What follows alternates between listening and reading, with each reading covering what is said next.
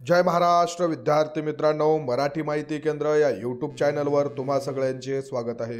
विद्यार्थी मित्रांनो, आरोग्य विभागाअंतर्गत ही जे काही नवीन बातमी आलेली आहे ही तुम्ही सोशल मीडियावरती नक्की पाहिलेलीच असेल। तर नेमकं काय माहिती आहे, याच्यातून कशाविषयी माहिती प्रसिद्ध करण्यात आलेली आहे, बऱ्याच विद्यार्थ्यांना कन्फ्यूज होत आहे। तर त्याविषयी आपण पूर्ण डिटेल्समध्ये माहिती पाहणार आहोत।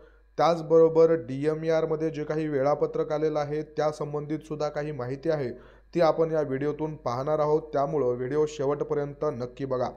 विद्यार्थी मित्रांनो, आरोग्य विभागाअंतर्गत 30/9/2025 रोजी एक बैठक जी आहे ती ठरवलेली होती, परंतु काही कारणास्तव ती जी बैठक आहे ती 6 तारखेला पार पडलेली आहे असं दिसून येते।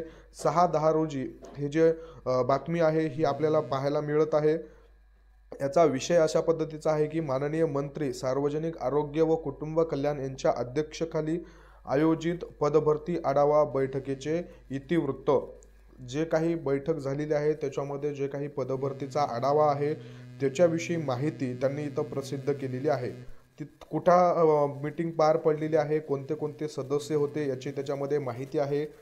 महत्त्वाची माहिती बघा खालील आहे। या बैठकीमध्ये काय निर्णय घेण्यात आलेला आहे त्यांनी सांगितलेलं आहे। सदर बैठकीमध्ये राष्ट्रीय आरोग्य अभियानाअंतर्गत पदभरतीचा आढावा माननीय सहसंचालक मुंबई यांनी सदरीकरण केले। सदर मुद्द्यांच्या अनुषंगाने सदर बैठकीमध्ये माननीय मंत्री यांनी दिलेल्या निर्देशन व सूचना खालीलप्रमाणे आहेत। बघा विद्यार्थी मित्रांनो, याची पूर्ण PDF नाही आहे, फक्त एकच पेज असं सर्क्युलेट होत आहे। त्यामध्ये त्यांनी असं सांगितलेलं आहे की राष्ट्रीय आरोग्य अभियानात राज्यस्तरावरील 181 पदांपैकी 124 पदं जे आहेत हे निर्गमित करण्यात आलेले असून उर्वरित पदे सुद्धा लवकरच निर्गमित करण्याची कारवाई करावी। त्याचबरोबर समुदाय आरोग्य अधिकारी यांचे 1928 पदं भरण्याबाबतची जाहिरात 2 आठवड्यात प्रसिद्ध करण्यात यावी अशा पद्धतीचं इथं माहिती देण्यात आलेली आहे। बघा आता ही PDF जर आपण आजचा 6 तारखेची जर कन्सिडर केली तर विद्यार्थी मित्रांनो या महिन्याच्या शेवटपर्यंत ही जी जाहिरात आहे ही जाहिरात आपल्याला पाहायला मिळणार आहे। विद्यार्थी मित्रांनो, खूप जास्त पदं आहेत। CHO साठी ही पदभरती होत आहे।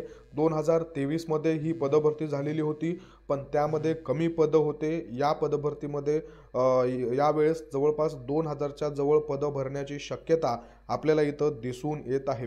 यामध्ये विद्यार्थी मित्रांनो ज्यांचं BAMS झालेलं आहे किंवा ज्यांचं नर्सिंगमध्ये PBBS झालेलं आहे ते विद्यार्थी इथं अप्लाय करू शकत असतात। याच्याविषयी जशी काही अधिक माहिती मिळेल मी तुम्हाला सांगण्याचा प्रयत्न करेल। त्याचसोबत बघा विद्यार्थी मित्रांनो, आता DMER मध्ये सुद्धा एक प्रसिद्धीपत्रक आलेलं आहे। याच्याविषयी थोडी डीपमध्ये माहिती सांगायचं म्हटलं तर हे पण 6 तारखेला आलेलं आहे। जे काही विद्यार्थी मित्रांनो 24, 26 आणि 29 तारखेचे पेपर पुढे ढकलण्यात आलेले होते त्यांचं 13, 14 आणि 15 तारखेला एक्झाम होणार आहेत। विद्यार्थी मित्रांनो, आपण आपल्या चॅनलच्या माध्यमातून 4 ते 8 दिवसापूर्वीच माहिती सांगितलेली होती की हा जो 13 तारखेपासून 18 तारखेपर्यंतचा काळ आहे या वेळेमध्ये पेपर होण्याची दाट शक्यता आहे असं मी तुम्हाला 8 दिवसापूर्वी सांगितलेलं होतं। आणि त्याचप्रमाणे बघा विद्यार्थी मित्रांनो 13 तारखेपासून 15 तारखेपर्यंत हे पेपर कंडक्ट करण्यात आलेले आहेत। यामध्ये अधिकची माहिती अशी आहे की बघा विद्यार्थी मित्रांनो, ज्यांचे पेपर 25 तारखेला होते 1-2 शिफ्टमध्ये त्यांचा पेपर येत्या 13 तारखेला होणार आहे। ज्या विद्यार्थी मित्रांचा पेपर 26 तारखेला होता त्यांचा पेपर 14 तारखेला होणार आहे आणि ज्यांचे पेपर 29 तारखेला होते त्यांचे पेपर 15 तारखेला होणार आहेत अशा पद्धतीची माहिती समोर आलेली आहे।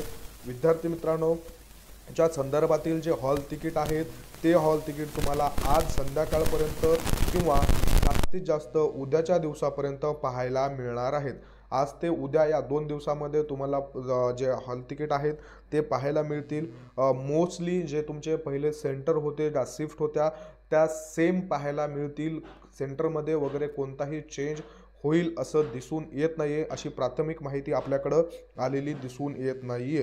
विद्यार्थी मित्रांनो, त्याचबरोबर बघा पुणे महानगरपालिकेमध्ये ससून जे हॉस्पिटल आहे इथं DMER थ्रू जी पदभरती घेण्यात येणार होती, ज्याचे फॉर्म भरून घेतलेले आहेत त्यांचे सुद्धा काल 6 तारखेला नोटीस आलेली आहे।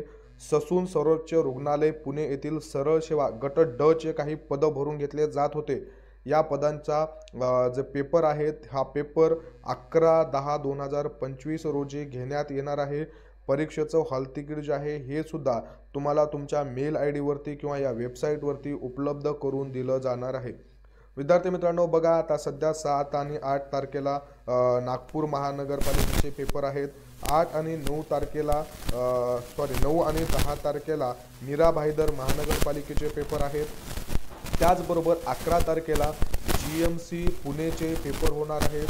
12 तारखेला संडे आहे आणि 13 तारखेपासून 13, 14, 15 या 3 दिवशी विद्यार्थी मित्रांनो TCSचे पेपर DMER अंतर्गत होणार आहेत। आणि या पेपरच्या नंतर बघा विद्यार्थी मित्रांनो, मे बी त्याच्या सॅटरडे संडे म्हणजेच 15 तारखेला बुधवारचे पेपर झाल्याच्या नंतर गुरुवार शुक्रवारच्या गॅप नंतर शनिवारी किंवा रविवारी आपल्याला DMERचे जे काही पेपर झालेले आहेत त्यांचे आन्सर की सुद्धा पाहायला मिळू शकणार आहेत, अशी आपल्याकडे माहिती आलेली आहे।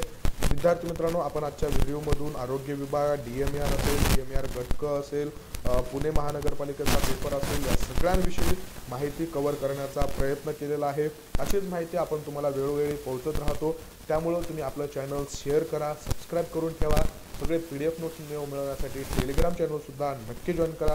विद्यार्थी मित्रांनो, माहिती आवडत असेल तर लाईक करायला विसरू नका। काही प्रश्न असतील तर कमेंट बॉक्समध्ये सुद्धा नक्की कळवा। धन्यवाद।